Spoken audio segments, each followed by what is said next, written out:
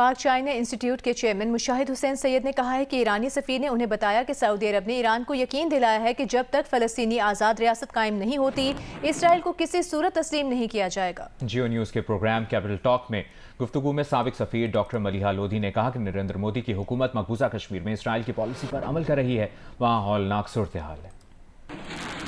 Abraham ایکارڈز کی بڑی بات ہو رہی ہے، تو ابراہم ایکارڈ اس کے بعد آگے جائے گا کہ پیچھے چلا جائے گا؟ میں پچھلے ہفتے ایرانی ایمبیسڈر کو ملا تھا۔ ایرانی سفیر نے بڑی امپورٹنٹ بات کی، انہوں نے کہا دو ملکوں نے ہمارا بڑا اچھا ساتھ دیا اس میں، ہم بڑے ممنون ان کے۔ ایک تو پاکستان، دوسرا انہوں نے کہا سعودی عربیہ۔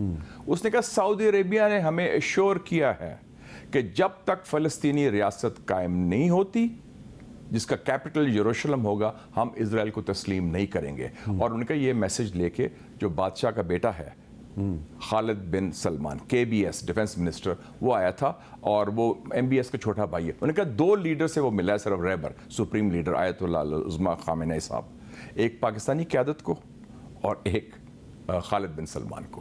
تو یہ ایرانی ایمبیسڈر نے بھی کہا ہے۔ اور مجھے سمجھ نہیں آتی کہ کچھ لوگ جن کی شکست خوردہ ذہن ہے پاکستان میں اور ڈیفیٹس مینٹیلٹی ہے، اپیزمنٹ کی لائن ہے، وہ شروع ہو گئے ایک بخار چڑھتا ہے اسرائیل کو تسلیم کرو۔ انڈیا پاکستان پہ حملہ نہیں کرتا، لیکن مقبوضہ جموں و کشمیر میں وہ کوئی ایسی صورتحال ضرور بنائے گا کہ وہاں پہ وہی پالیسیز اختیار کی جائیں جو نیتن یاہو نے غزہ میں کی ہوئی ہیں۔ وہ کر ہی رہے ہیں، اسرائیل ان کے ایڈوائزرز ہیں، ڈیموگرافک بیلنس چینج کرو اور وہ پاپولیشن ریشو چینج کرو، بالکل وہ کر رہے ہیں۔